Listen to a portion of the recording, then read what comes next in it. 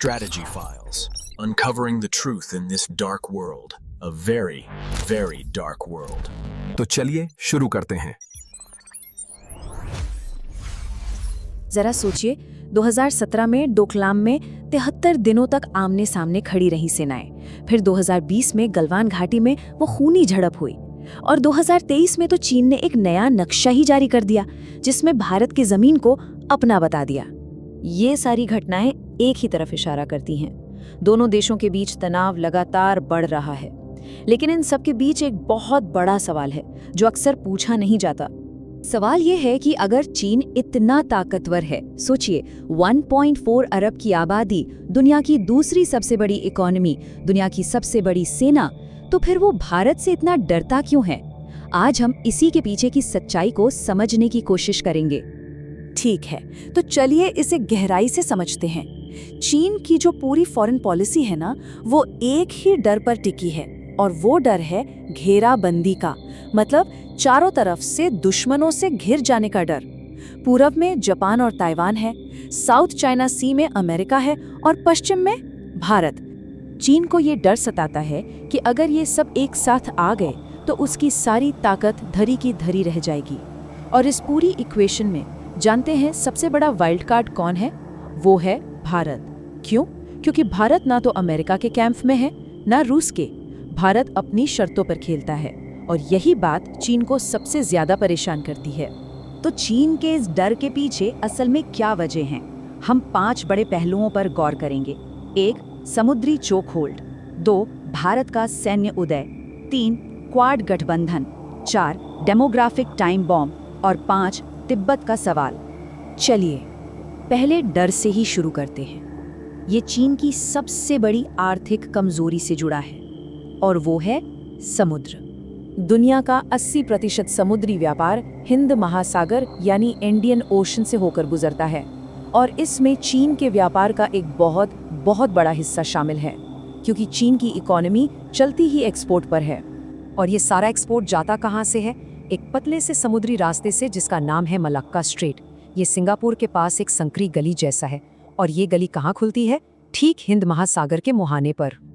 अब जरा सोचिए, अगर कल को भारत और चीन के बीच हालात बिगड़ते हैं और भारत अपनी नेवी को मलक्का स्ट्रेट के पास भेज देता है तो क्या होगा?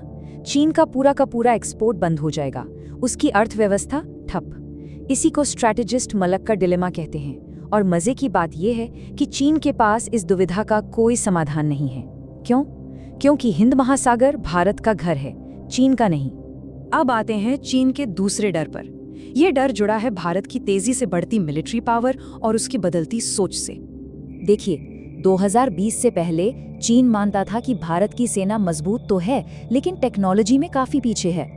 पर गलवान के बाद ये सोच पूरी तरह बदल गई।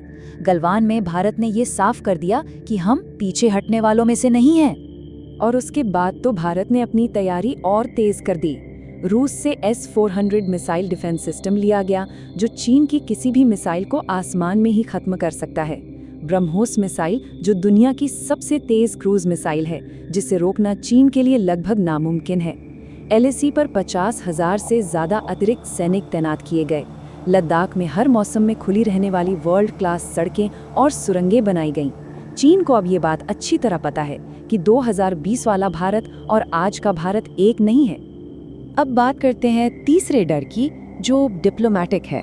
ये एक ऐसे गठबंधन से जुड़ा है जिसका मकसद ही इंडो पैसिफिक में चीन को रोकना है। 2007 में क्वाड बना। इसमें 4 देश हैं, अमेरिका, जापान, ऑस्ट्रेलिया और भारत।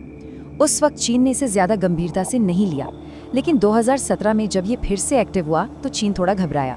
और 2021 में जब इसका पहला शिखर सम्मेलन हुआ तब तो चीन की नींद ही उड़ गई। क्यों? क्योंकि क्वाड का सीधा मतलब है 4 बड़ी डेमोक्रेसीज इंडो पैसिफिक में चीन को घेरने के लिए तैयार। लेकिन जानते हैं क्वाड में चीन का असली डर कौन है? भारत। देखिए, अमेरिका के बिना क्वाड एक मिलिट्री अलायंस है, जापान के बिना एक इकोनॉमिक क्लब, ऑस्ट्रेलिया के बिना एक रीजनल ग्रुप, लेकिन भारत के बिना क्वाड कुछ भी नहीं है। भारत ही वो अकेला देश है जिसकी चीन के साथ असली जमीनी सीमा है, असली संघर्ष है और एक लंबा इतिहास है। और चीन इस बात को बखूबी जानता है। अब जरा लंबी अवधि की बात करते हैं। चीन के सामने एक बहुत बड़ा चैलेंज आ रहा है जो उसकी इकोनॉमी और डेमोग्राफी से जुड़ा है, और यहीं पर भारत की सबसे बड़ी ताकत सामने आती है। 2023 में भारत दुनिया का सबसे ज्यादा आबादी वाला देश बन गया। एक तरफ चीन की आबादी घट रही है और दूसरी तरफ भारत की बढ़ रही है। चीन में औसत उम्र 39 साल है, जबकि भारत में सिर्फ 28 साल। इसका मतलब क्या है? इसका मतलब है कि भारत के पास अगले 30 सालों तक युवा लोगों की एक फौज है, मैन्युफैक्चरिंग में, टेक्नोलॉजी में और सेना में भी। और इसका असर दिखना भी शुरू हो गया है। आज दुनिया की हर बड़ी कंपनी चीन से निकलकर भारत आ रही है। एप्पल, सैमसंग, गूगल सबके सब भारत में इन्वेस्ट कर रहे हैं। जो वर्ल्ड्स फैक्ट्री का टैग चीन के पास था, वो अब धीरे धीरे भारत की तरफ खिसक रहा है। और एक आर्थिक रूप से मजबूत, सैन्य रूप से ताकतवर और डिप्लोमेटिक तौर पर आजाद भारत चीन के लिए सबसे बड़े डरावने सपने जैसा है। एक डर और है जिसके बारे में चीन कभी खुलकर बात नहीं करता। ये तिब्बत और उससे जुड़े विवादित इलाकों का एक बेहद संवेदनशील मुद्दा है। दलाई लामा, जो तिब्बत के सबसे बड़े आध्यात्मिक गुरु हैं, आज कहाँ रहते हैं? धर्मशाला, भारत में। ये बात चीन को हमेशा चुभती है, क्योंकि जब तक दलाई लामा भारत में है, तिब्बत की आज़ादी की आवाज़ भारत से उठती रहेगी। और फिर है अरुणाचल प्रदेश, जिसे चीन साउथ तिब्बत कहता है, लेकिन वो पूरी तरह से भारत का अभिन्न अंग है। चीन इस सच्चाई को स्वीकार नहीं कर पाता और भारत उसे कभी छोड़ने वाला नहीं है। तो जब हम इन सभी 5 पॉइंट्स को एक साथ जोड़कर देखते हैं, तब हमें चीन के डर की पूरी तस्वीर दिखाई देती है। चीन का असली डर कोई एक चीज नहीं है, ये एक पूरा पैकेज है। हिंद महासागर पर भारत का दबदबा, भारत की बढ़ती मिलिट्री पावर, क्वाड में भारत का अहम रोल, भारत की युवा इकोनॉमी और तिब्बत पर भारत का स्टैंड। तो आखिर में बात ये है कि चीन एक ऐसे पड़ोसी से डरता है जो उसकी हर चाल को समझता है, जो उसके हर दबाव का सामना कर सकता है, और सबसे जरूरी बात, जो किसी के दबाव में आए बिना अपनी शर्तों पर खड़ा रहता है।